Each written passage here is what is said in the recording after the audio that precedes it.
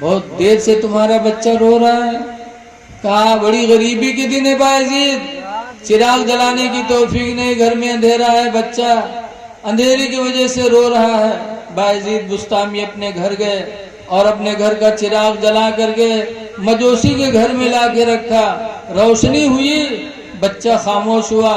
تب مجوسی کہتا ہے اپنی بیوی سے, اے میری بیوی, مسلمان کتنے رحم دل ہوتے ہیں.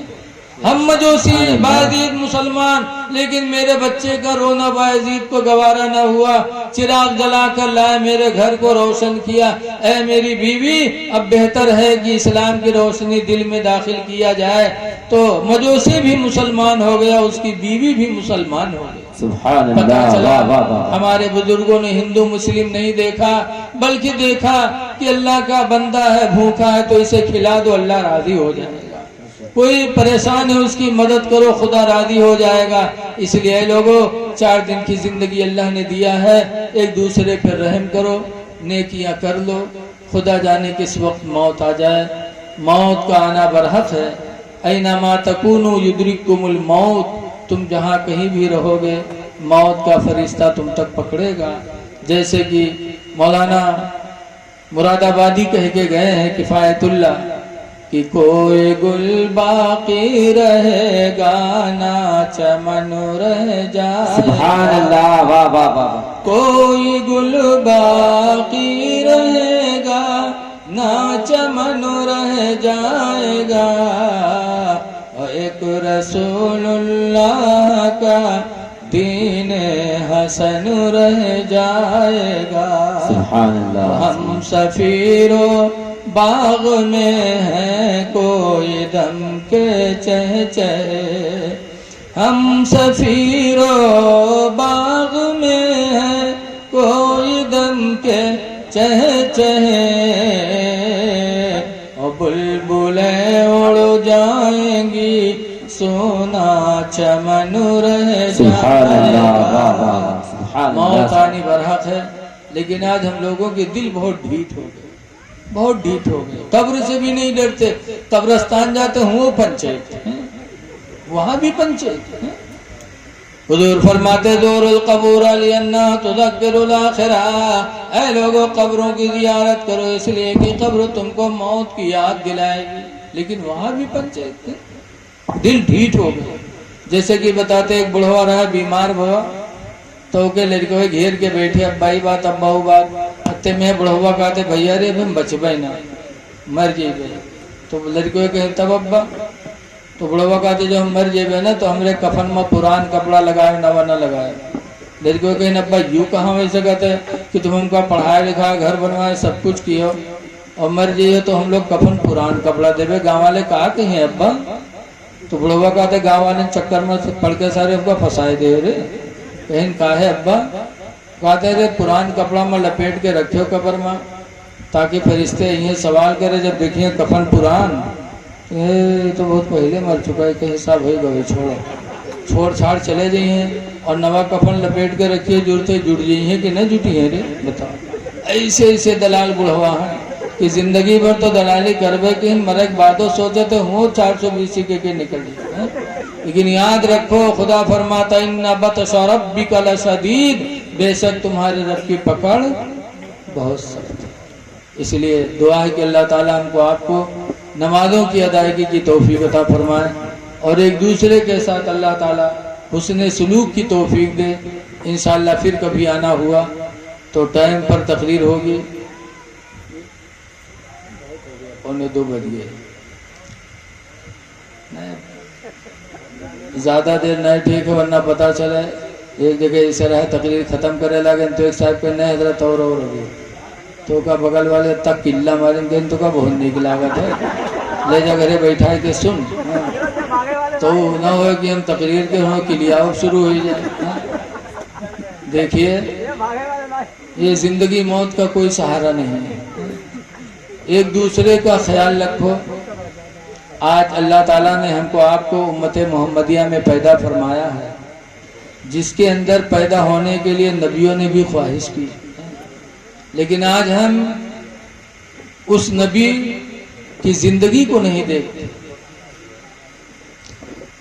نبی کریم صلی اللہ علیہ وسلم کے نکاح میں 11 بیویاں تھیں، اور 11 بیویاں ایک دن سرکار کو گھیرے بیٹھی تھی کہ جو خرچہ آپ مہینے میں دیتے ہو پورا نہیں ہوتا، آپ خرچ بڑھائیے ہم لوگوں کا۔ سب خرچہ مانگ رہی تھی کہ ہم لوگوں کا وظیفہ بڑھائیے۔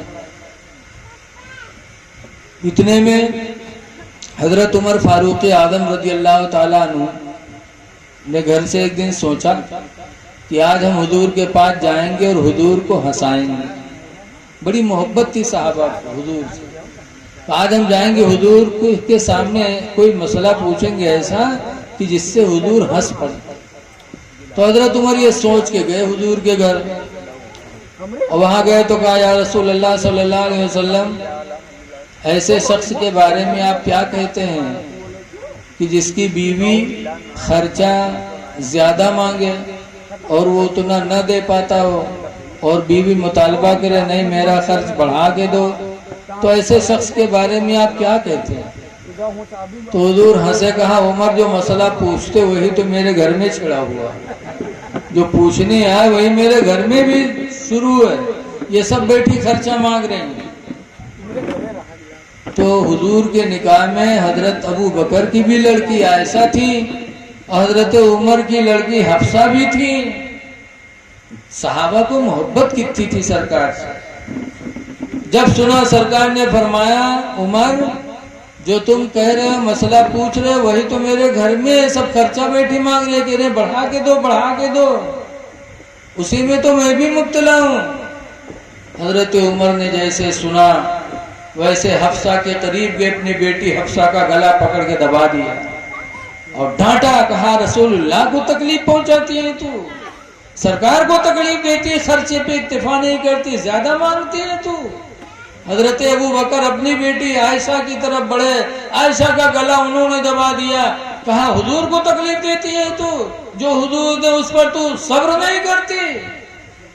مسلمانوں اس سے دو چیز سمجھیں، ایک تو یہ کہ صحابہ کو نبی سے زیادہ محبت تھی، اولاد سے بھی زیادہ محبت تھی کہ نبی کے لیے اپنی بیٹی کا گلا دبایا۔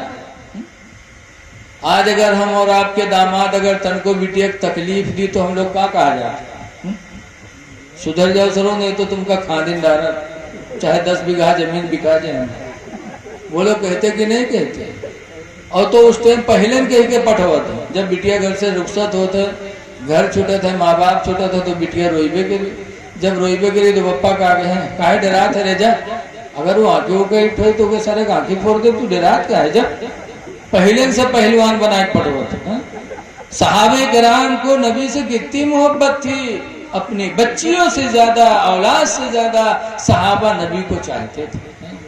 اسی لیے اللہ نے ان کو وہ زندگی دی کہ 1400 سال گزر گیا لیکن آج بھی ان کا نام اسٹیجوں پہ لیا جاتا ہے۔ سب سے بڑی دولت عشق نبی ہے۔ کہنے والے نے کہا ہے کہ عشق نبی نے دل کو میرے دل بنا دیا، عشق نبی نے دل کو میرے دل بنا دیا، اور محشر میں منہ دکھانے کے قابل بنا، نعرہ تکبیر، نعرہ رسالت، نعرہ رسالت، مسلک اعلی حضرت علماء اہل سنت حضور مفتی رفیق عالم صاحب قبلہ، نعرہ تکبیر، نعرہ رسالت، سبحان اللہ سبحان اللہ۔ آئے نہ تھے حضور مگر ان کا چرچا تھا، آئے نہ تھے حضور مگر ان کا چرچا تھا، یثرب کو مصطفیٰ نے مدینہ بنا دیا۔ بہرحال نبی کی زندگی ہمارے تمہارے لیے نمونہ عمل ہے۔ حضرت عمر نے کہا تھا آج میں جاؤں گا ایسی بات کروں گا جس سے سرکار کو ہنسی آئے۔ تو ہم کو آپ کو چاہیے کہ ایک دوسرے سے جب بات کریں تو اس طرح بات کریں کہ آدمی کو مسکراہٹ پیدا ہو، غصے والی بات نہ کریں، مسکراہٹ والی بات کریں۔ صحابہ بھی ایسی ہی باتیں کرتے تھے۔ جیسے کہ ایک دفعہ حضور کے پاس کھجوریں پہنچی، ایک تھال میں کھجور تھی، صحابہ کرام بیٹھ گئے، کھانے لگے، اور حضور بھی کھاتے تھے، اور کھا کھا کر کے گٹھلیاں کھجور کی حضرت علی کے آگے رکھتے تھے۔ جب کھجوریں ختم ہو گئی، گٹھلیوں کا ڈھیر حضرت علی کے سامنے لگ گیا، تو حضور مسکرا کے کہتے ہیں کہ آج تو ساری کھجوریں علی نے کھائی ہیں، ساری کھجوریں آج علی نے کھائی ہیں، کیونکہ گٹھلیوں کا ڈھیر انہی کے آگے تھا۔ تو حضرت علی مسکرا کے کہتے اللہ کا شکر ہے کہ میں نے کھجوریں کھائی، گٹھلیاں تو نہیں کھائی، اور آپ لوگ گٹھلی تک کھا گئے کہ کسی کے سامنے گٹھلی بھی نہیں ہے۔ تو حضور مسکرائے تو صحابہ بھی مسکرا پڑے۔ اس لیے لوگوں، غصہ گرمی والی بات نہیں کرنا چاہیے، ایسی بات بولو جس سے دوسرے کو خوشی حاصل ہو، اور آپس میں خوشی کی زندگی گزارو۔ دعا ہے کہ اللہ تعالی ہم کو آپ کو خوش اخلاقی کے ساتھ جینے کی توفیق دے۔ سب سے بہترین مسلمان وہی ہے جس کا اخلاق اچھا ہے۔ سرکار نے فرمایا خیارکم خیارکم لأہلہ، تم میں کا سب سے اچھا اخلاق والا وہ ہے جس کے اخلاق سے اس کی بیوی خوش ہو، جو اپنے اہل و عیال کو خوش رکھ لے، وہ سب سے اچھا ہے۔ اس لیے ایک دوسرے کو اپنے اخلاق سے خوش کرنے کی کوشش کرو۔ لیکن آج اللہ تعالی ہمیں تمہیں قابل بنا دیتا تو ایسی بولی بولتے جو سمجھتا ہی نہیں۔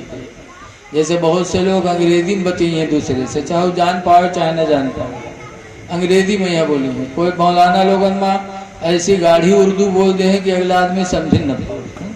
بھائی انسان کئی طبقہ کے ہوتے ہیں نا، وہ تو ایسے جیسے ایک نواب صاحب تھے، تو نواب صاحب عربی فارسی اردو سب جانت رہا ہے۔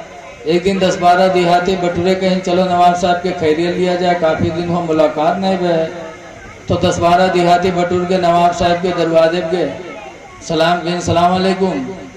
تو نواب صاحب پڑھے لکھے رہے تو جوابو دیں، اور جواب میں خیریتوں پوچھ لی، کہیں وعلیکم السلام اب دہقان نہ ہنجار ہنوس کشتے دار پر تقاطر امتار بفضل عزت غفار ہوا کہ نہیں۔